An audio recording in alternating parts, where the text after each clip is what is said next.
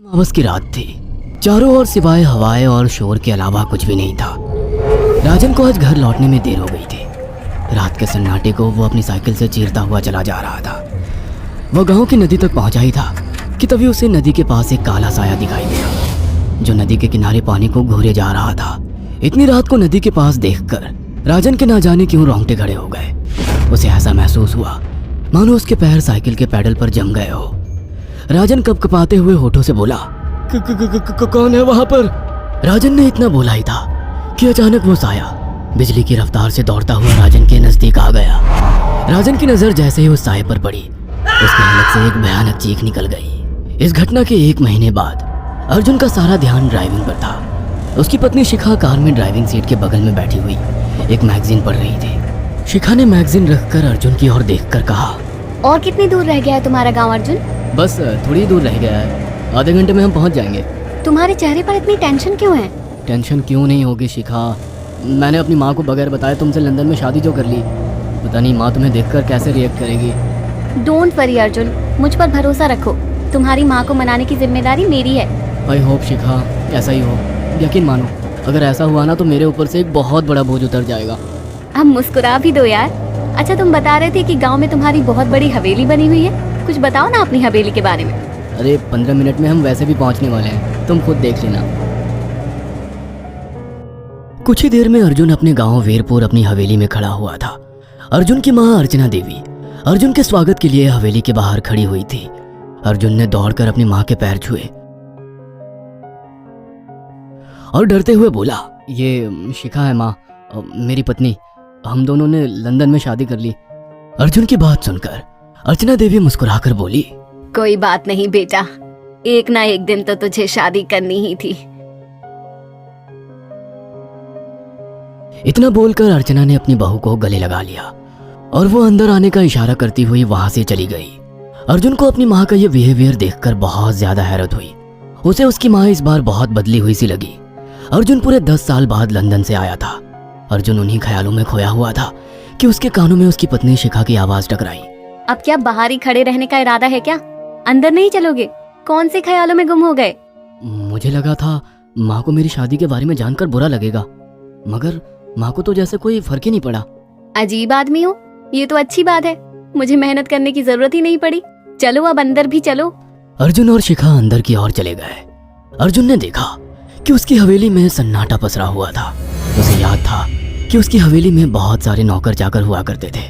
Dining table पर dinner के दौरान अर्जुन अपनी माँ से जो बोला वह सुन उसकी पत्नी शिखा और रहस्यमय अंदाज में मुस्कुराकर लगातार देखे जा रही थी। माँ, हवेली के सारे नौकर कहाँ गए? मैंने सबको छुट्टी दे दी बेटा। लेकिन क्यों माँ, तुम्हें तो काम करने में बहुत ज्यादा तकलीफ होती होगी। नहीं बेटा, मुझे कोई तकलीफ नहीं होती। कुछ वक्त से मुझे सुकून और सन्नाटा अच्छा लगता है। अर्जुन इससे पहले अपनी माँ से कुछ कहता कि उसकी माँ ने उसे बोलने से रोक दिया। अर्जुन चुपचाप खाना खाने लगा। खाने के बाद अर्जुन और शिखा बेडरूम में चले गए। अर्जुन बेड पर सोच में लेटा हुआ था कि अचानक शिखा अर्जुन से लिपट गई और वासना का तूफान अपने चरम पर पहुंच गया था। अचानक शिखा को दरवाजे पर 2 लाल लाल आंखें दिखाई दिए। उसे ऐसा लगा जैसे कि कोई उसे देख रहा हो। शिखा ने तुरंत बेड से उठकर अपने कपड़े पहन लिए। क्या हुआ शिखा? अर्जुन, मुझे ऐसा लगा जैसे कोई हम दोनों को देख रहा हो। पागल हो गई हो क्या? हवेली में सन्नाटा पसरा हुआ है, एक भी नौकर चाकर नहीं है। तुम्हें वहम हुआ होगा। तुमने तो सारा मूड खराब कर दिया शिखा, अब सो जाओ। उस रात अर्जुन तो गहरी नींद में सो गया, मगर शिखा की आंखों से नींद कोसों दूर थी।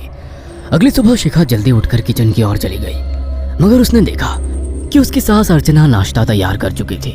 माँ, आपने तकलीफ क्यों की? मुझे बुला लेती आप।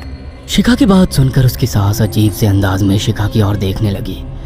उनके देखने के अंदाज में पता नहीं ऐसा क्या था कि शिखा को अपने रोंगटे खड़े होते हुए महसूस हुए। अर्चना धीरे धीरे करीब कदमों से शिखा के करीब आकर बोली, कोई बात नहीं बेटी, तुम्हें अब यहीं रहना है। तुम सिर्फ मेरे बेटे के साथ प्यार से रहो और जल्दी से मुझे एक पोता दे दो।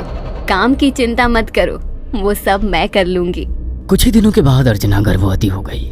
उसे हवेली में रहते हुए 6 महीने से ज्यादा वक्त हो चुका था और इन 6 महीनों में उसने नोट किया कि जब से वो गर्भवती हुई है उसकी सास अचानक से आकर उसके पेट पर हाथ फेरने लगती और अजीब से अंदाज में उसके पेट को घूरने लगती।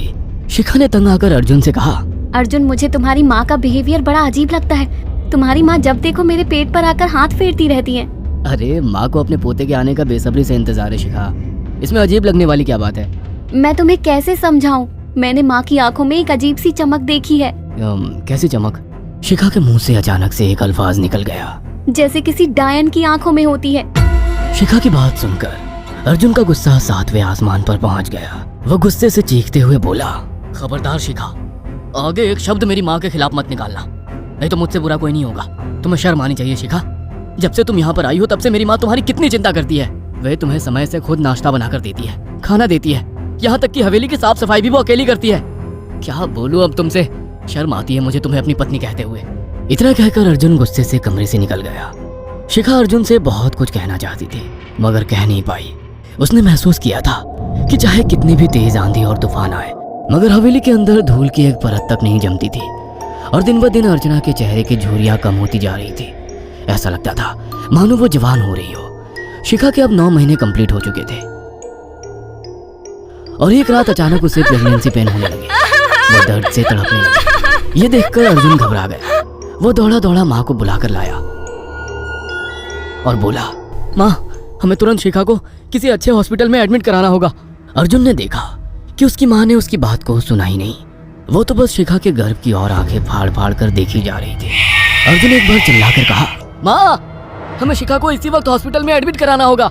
नहीं, शिखा की डिलीवरी हॉस्पिटल में नहीं, इसी हवेली में होगी। लेकिन इस हवेली में आपके और मेरे अलावा कोई नहीं है। तभी शिखा दर्द से तड़पने लगी। अर्चना ने अपने बेटे को धक्के देकर कमरे से बाहर निकाल दिया और दरवाजा बंद कर लिया। अर्जुन हक्का बक्का रह गया। अर्जुन दौड़ता हुआ गांव की ओर गया। उसने देखा कि गांव में एक पेड़ के नीचे गांव के सभी बुजुर्ग इकट्ठे थे। उनके हाथों में जलती हुई मशालें थीं। अर्जुन उनके पास पहुंच गया और बोला, मेरी मदद कीजिए, मेरी बीवी को प्रेगनेंसी दर्द हो रहे हैं। आप प्लीज किसी दाई को बुला लीजिए, जितना पैसा चाहिए देने को मैं तैयार हूँ।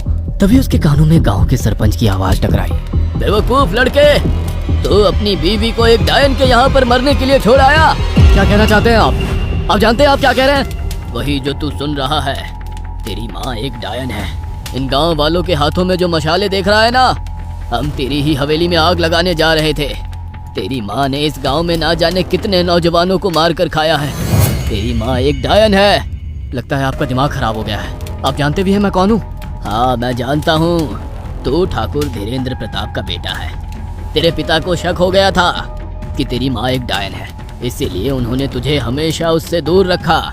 पहले तेरी माँ ने तेरे पिता को मारा और धीरे धीरे करके वह हवेली के सारे नौकरों को मार कर खा गई और फिर गांव वालों को भी मारने लगी। और अब तो तेरे होने वाले बच्चे को खाएगी, क्योंकि डायन को नवजात शिशु का मांस खाना बहुत पसंद होता है। अगर मेरी बात पर यकीन नहीं है तो चलकर मेरे साथ तू खुद अपनी आंखों से देख ले। इतना कहकर सरपंच अर्जुन को लेकर हवेली की ओर चल पड़ा।